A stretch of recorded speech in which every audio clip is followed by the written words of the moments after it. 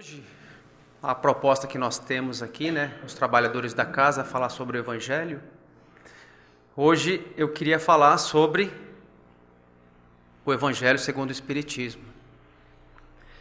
Quero falar para vocês como foi concebido este livro, em que contexto histórico ele foi escrito por Kardec e com qual objetivo. Deixa eu pegar a lupinha aqui.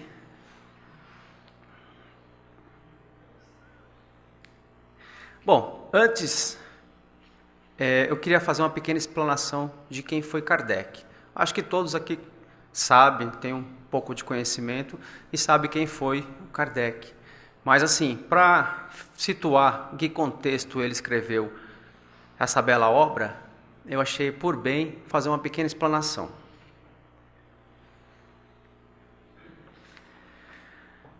Bom, quem foi Allan Kardec? Hippolyte Léon Denisard Rivail, esse é o seu nome de batismo.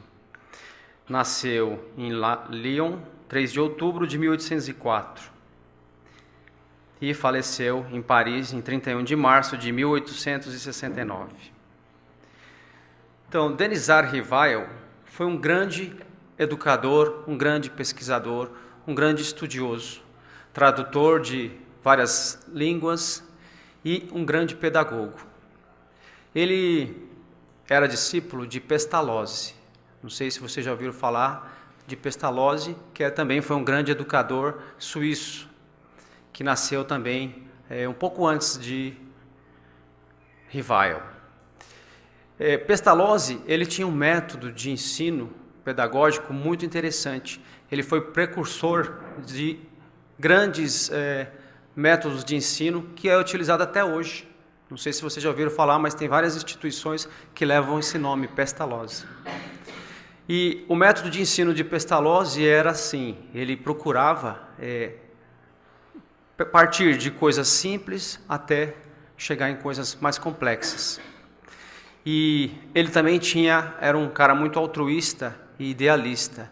E o desejo dele era passar para todos o ensino, a educação, difundir o conhecimento, principalmente das crianças que não tinham muitos recursos. Tanto que ele era combatido, até por Napoleão Bonaparte, ele foi combatido. Por quê? As elites achavam que somente quem tinha dinheiro, quem tinha poder, é que mereceria ter conhecimento. Para que a plebe precisava ter conhecimento, né? Quanto mais esclarecidos, mais perigosos podem ser. Então ele não tinha esse objetivo. Mas Denisard, que é nossa personagem aqui, ele foi influenciado muito por Pestalozzi. E então era um grande conhecedor da ciência, das matérias, física, química e de toda a parte mesmo racional, e tinha essa proposta que o Pestalozzi tinha também. Então, o Denisard tinha escrito muitos livros, tinha feito muitas obras e era uma pessoa muito conhecida na época. E já beirando os 50 anos, ele começa a ouvir falar do fenômeno das mesas girantes. Isso aí era uma coisa que estava acontecendo muito na Europa, iniciou esses fenômenos nos Estados Unidos, mas depois se espalhou pelo mundo todo. E ele foi instado pelos seus pares a pesquisar isso aí. Ele foi convidado, ele foi desafiado para verificar se isso era verdadeiro. A princípio ele se afastou, achou que isso era charlatanismo, que era misticismo e não se interessou muito. Mas, por pressão, ele acabou conhecendo uma sessão espírita. E lá ele viu que acontecia realmente os fenômenos. E isso chocou. E ele, então, começou a perceber que aquilo não era uma coisa falsa. E começou a pesquisar e descobriu que atrás daquela causa tinha um efeito inteligente. E a partir daí, então, que se iniciou a codificação. Com toda a influência que Kardec teve de seus mentores e do grupo que o assistia, ele escreveu 5 obras, que é considerado o Pentateuco kardeciano. Em primeiro lugar, ele escreveu o Livro dos Espíritos, que na verdade Kardec compilou todas as perguntas e respostas, até por já ter essa formação de pedagogo. Ele criou então o primeiro livro, que trazia toda a síntese da filosofia espírita e trazia respostas a grandes perguntas que toda a humanidade tinha e que a religião e nem a ciência conseguia responder a contento. E saiu então o Livro dos Espíritos, em abril de 1857. Na sequência, ele escreveu o Livro dos Médiuns, ou Guia dos Médiuns e dos Evocadores, em janeiro de 1861, que é um livro que fala da parte prática do espiritismo, como é que funciona o intercâmbio através da mediunidade entre o mundo visível e o invisível. Depois ele escreve esta obra, que é o objeto da nossa conversa de hoje, o Evangelho segundo o Espiritismo. Na sequência, o Céu e o Inferno, ou a Justiça Divina segundo o Espiritismo. E por fim, a Gênese, os milagres e as predições segundo o Espiritismo. Então Kardec, que agora, utilizando esse pseudônimo de Allan Kardec, ele deixa de ser Denisard Rivail e adota esse nome para que não fosse influenciado o seu conhecimento como educador. Ele queria estar anônimo para que as pessoas começassem a ler tudo que ele tinha trazido através dos Espíritos, sem que isso fosse uma coisa personificada por ele. Então, ele adotou o nome Allan Kardec, que foi instruído por seus guias de uma encarnação que ele teve como sacerdote druida, numa encarnação anterior. Então, ele utilizando já a alcunha de Allan Kardec, ele passa então a elaborar todas essas obras. Então, após a elaboração das suas primeiras obras, Kardec foi inspirado por seus mentores e decide trazer então a público uma nova concepção dos ensinos do Evangelho sobre a ótica da visão espírita. Através de diversas mensagens recebidas em várias partes do mundo por vários médiuns diferentes, submetia assim ao controle e à universalidade os ensinamentos trazidos pelos Espíritos. E dando ênfase à parte moral dos ensinamentos do Cristo, o Evangelho segundo o Espiritismo se torna uma das obras basilares da codificação, resgatando toda a pureza do cristianismo primitivo, além de permitir um maior entendimento de seus conceitos, retirando assim os véus e explicando de forma objetiva aquilo que Jesus nos falava através de suas parábolas. Então Kardec, quando trouxe a público o Evangelho segundo o Espiritismo, ele fez de que forma?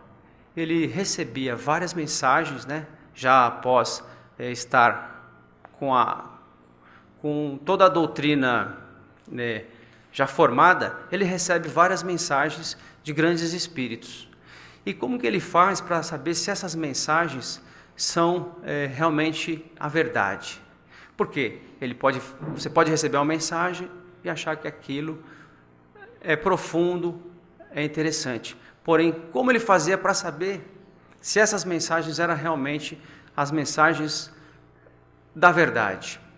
Ele então submetia à universalidade, que era o quê? Ele pegava várias mensagens que eram recebidas em vários centros, em todas as partes do mundo, e fazia uma comparação entre elas. Aquelas mensagens que tinham mais coerência, que traziam a mesma ideia, ele então considerava como sendo uma mensagem autêntica.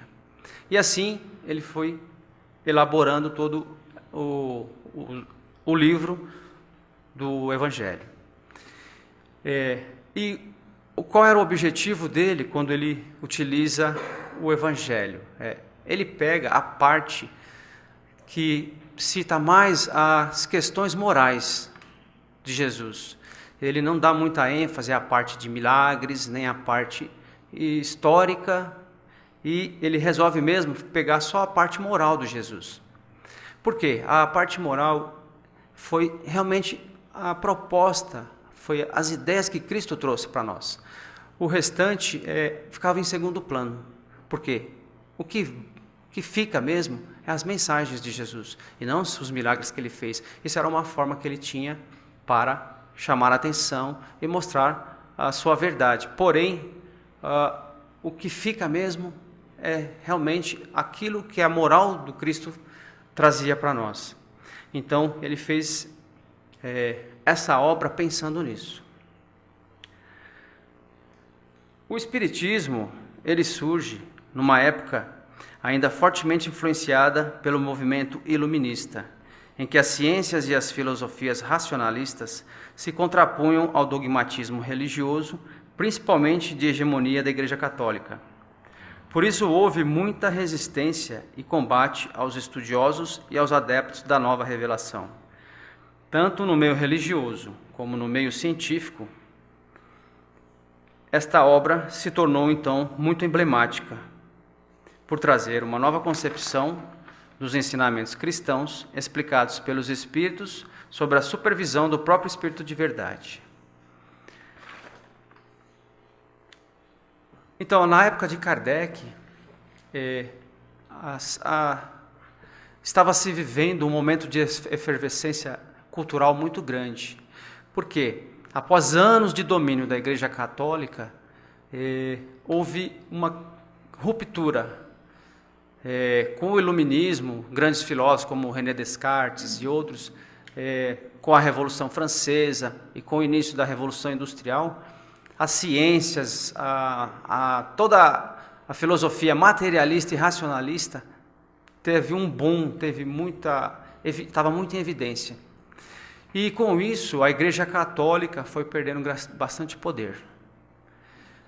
Ela viveu todos aqueles anos, né, da Idade Média, Idade das Trevas, em que ela segurava todo o conhecimento, e quando houve essa ruptura, as ideias racionalistas e materialistas tomaram um corpo muito grande. E com isso, eles queriam romper com a religião. Tudo era explicado pela ciência. Para que Deus? Então, Deus estava morto. Deus não tinha mais razão de ser. Então, depois de tanto tempo sendo escravizado pelo poder da igreja, o materialismo chega querendo acabar e querendo se colocar como a verdade. E é nesse cenário que o Espiritismo surge. Por quê? Porque o Espírito de verdade, o grande Consolador prometido pelo Cristo, chega nesse momento para que você não tenha nem o poder da Igreja Católica ou da religião mandando, e nem o poder da matéria, do racionalismo. Porque não é isso. Na verdade, a proposta do Espiritismo é realmente fazer uma junção entre ciência e religião, e não uma ruptura entre os dois. Então, nesse contexto que vem surgir o Espiritismo. E essa obra do Evangelho segundo o Espiritismo tenta fazer esse ponto de equilíbrio, porque a mensagem do Cristo ela foi muito escondida. A Igreja Católica pegou as ideias cristãs e institucionalizou o cristianismo primitivo. E com isso tirou a chance que todas nós teríamos de avançarmos. E aí Kardec, com essa concepção, com esse entendimento que os Espíritos traziam, ele percebe que o cristianismo é o caminho. E com essa nova visão, ele consegue ultrapassar a barreira da ciência e da religião. Mas calcado em que Kardec se baseou e se utilizou do Evangelho segundo o Espiritismo? Quem foi o responsável para trazer o Evangelho à Terra? Todos nós sabemos que foi nosso Mestre Jesus. Então, o responsável por trazer essas ideias é justamente Jesus. Mas quem foi Jesus? Um homem? Um Deus? Ou os dois?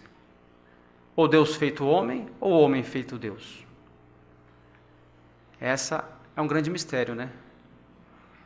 Mas vamos tentar entender primeiro quem foi o Jesus histórico. O Jesus histórico, né, foi uma pessoa, todos sabem na história, que surgiu na Palestina há mais de 2000 anos, e ele veio com uma proposta que desafiava os valores vigentes da sua época, tanto política como religiosamente. E mais do que isso, ele trazia conceitos e ideias totalmente revolucionárias para a época e mesmo para os dias de hoje. Tanto que a história se divide em antes e depois de Cristo.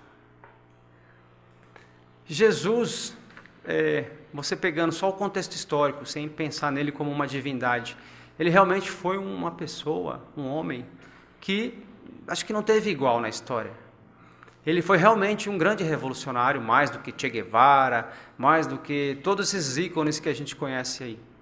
Porque ele pregava justamente uma forma de ideias que preconizavam mesmo o amor. E ele queria mostrar que existia um jeito melhor de se viver, em que todos pudessem ser iguais, e realmente era a questão da fraternidade. Então ele desafiou os padrões da época, porque o que era a antiga, na época dele? Roma, o Império Romano dominava tudo. E para eles o que era? O poder, a força bruta, as riquezas e a extensão territorial. Era esse o meio de poder de todos os impérios. E Jesus veio mostrando que não era assim, que isso era efêmero, que isso tudo passa, que o que vale mesmo é aquilo que está além. Mas como acreditar nisso, se tudo que eles viam era matéria, tudo que eles viam era o poder das armas, das espadas e de tudo que eles podiam conquistar? Então Jesus, realmente, as ideias de Jesus passavam a ser perigosas, porque se as pessoas começarem a acreditar nisso, elas poderiam realmente mudar a sua forma de pensar. Então, o perigo maior estava aí. E uma outra coisa é que Jesus vem mostrar que há algo além, né? E aí ele desafiava os valores religiosos de sua época, porque os judeus, ele nasceu num berço judeu, e eles achavam que o Messias que viria seria realmente aquele que ia estar no trono, que ia também deter poder, que ia restituir o poder dos judeus na terra. Então, ele também chocou com essas ideias, porque ele mostrava que não era esse poder. Então, ele foi incompreendido, tanto política como religiosamente. Jesus é o primeiro personagem da humanidade que agrega concepções filosóficas de moral elevada com atuação prática, exemplificando tudo aquilo que ensinou. Então Jesus trouxe essa moral elevada, isso que até hoje, até nos dias de hoje, é difícil de compreender, é difícil de se colocar em prática, porque a gente amar as pessoas que a gente conhece, amar os nossos amigos é muito fácil. Agora, amar os inimigos, isso é complicado, né? E ele já veio naquela época trazendo essa proposta. E, mais do que isso, ele provou que era possível. Em uma passagem, ele fala que ele conseguiu vencer o mundo. E realmente, ele conseguiu mostrar que era possível fazer tudo aquilo que ele falava.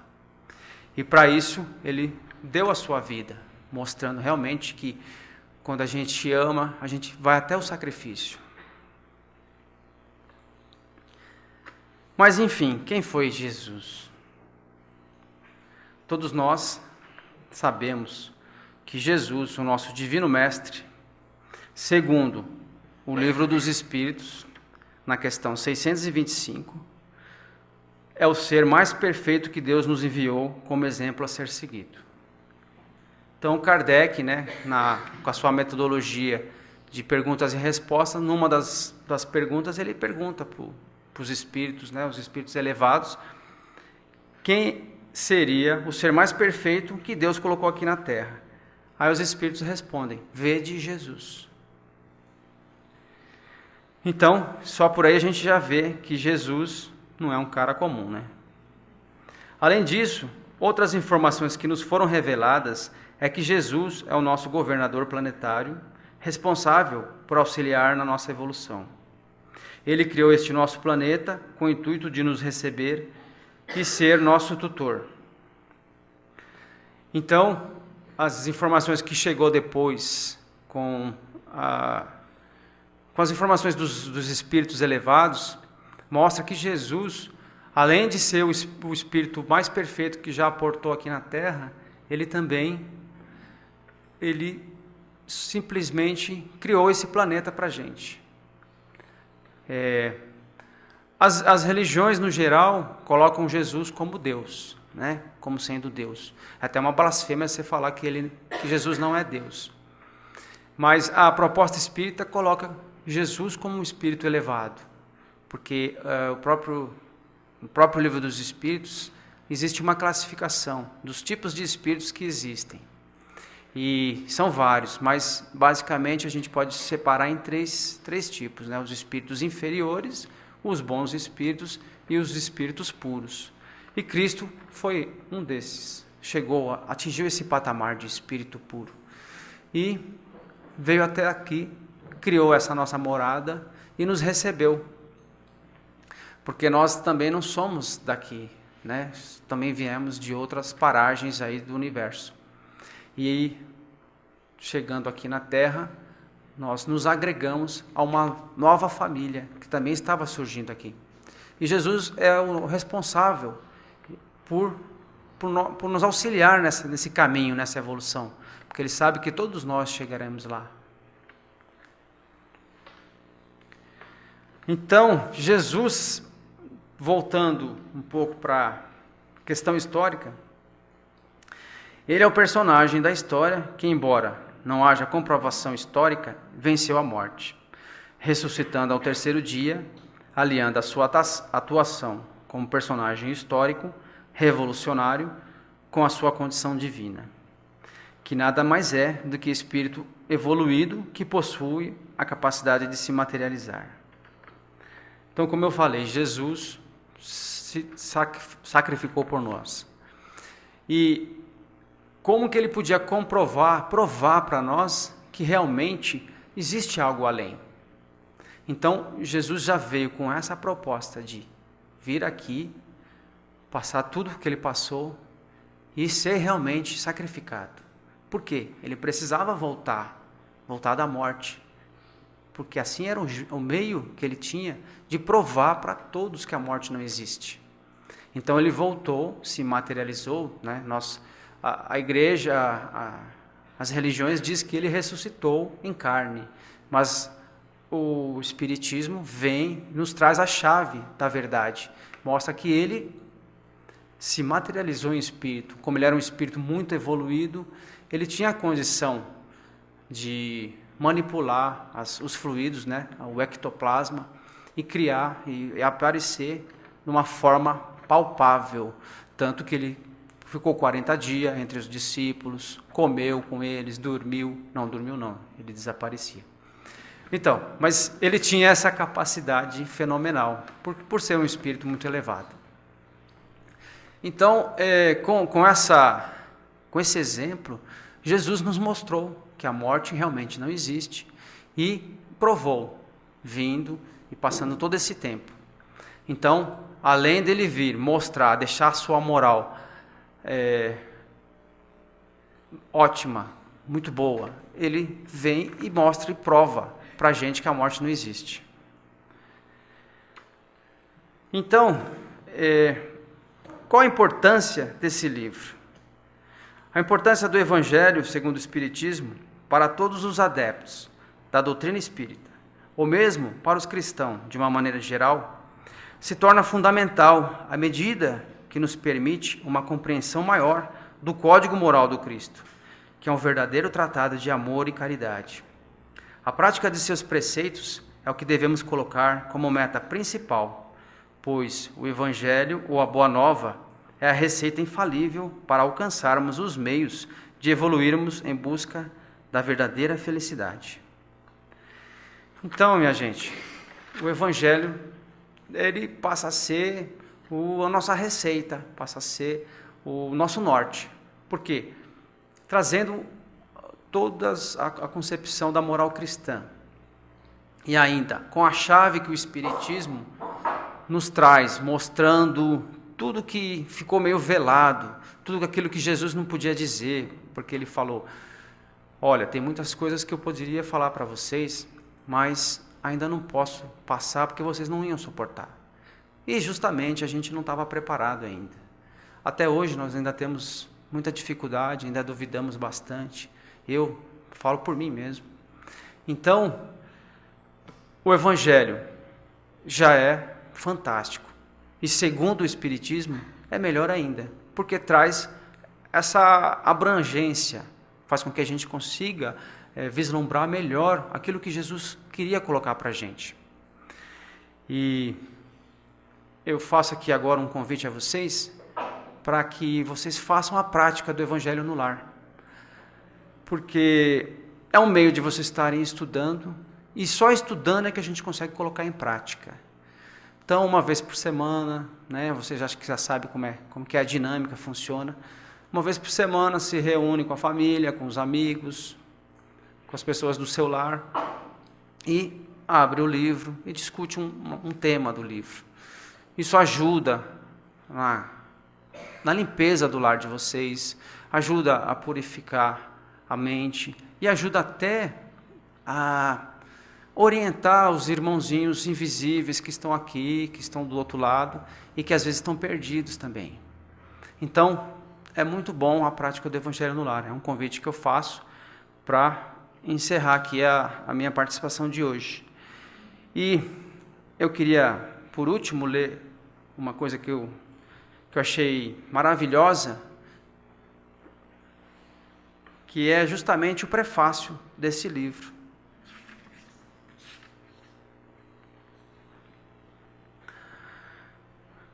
Os Espíritos do Senhor, que são as virtudes dos céus, como um imenso exército que se movimenta desde que dele recebeu o comando, espalham-se sobre toda a superfície da terra, semelhante às estrelas cadentes, vêm iluminar o caminho e abrir os olhos aos cegos. Eu vos digo, em verdade, são chegados os tempos em que todas as coisas devem ser restabelecidas em seu sentido verdadeiro para dissipar as trevas, confundir os orgulhosos e glorificar os justos. As grandes vozes do céu ressoam como o som da trombeta, e os coros dos anjos se reúnem. Homens, nós vos convidamos ao concerto divino, que vossas mãos tomem a lira, que vossas luzes se unam, e que num hino sagrado se estendam e vibrem de uma extremidade à outra do universo. Homens, irmãos a quem amamos, estamos juntos de vós, amai-vos também uns aos outros, e dizei do fundo do vosso coração, fazendo as vontades do Pai que está no céu, Senhor, Senhor, e podereis entrar no reino dos céus. O Espírito de verdade. Então, com essa mensagem que foi escrita pelo Espírito de verdade, eu encerro e quero dizer a vocês que procurem realmente estudar esse livro, pois Jesus falou, que Ele é o caminho, a verdade e a vida, e ninguém vem ao Pai senão através dele, e que Ele enviava o seu Consolador para que tudo aquilo que Ele falou fosse de novo reaprendido. Então, gente, está tudo aqui. É só vocês se esforçarem, procurar entender e, mais do que isso, praticar. Porque a gente praticando isso aqui, a gente consegue vencer todos os nossos problemas. E muito obrigado, que vocês tenham uma boa noite e que Jesus, que é realmente o autor de tudo, seja louvado. Muito obrigado.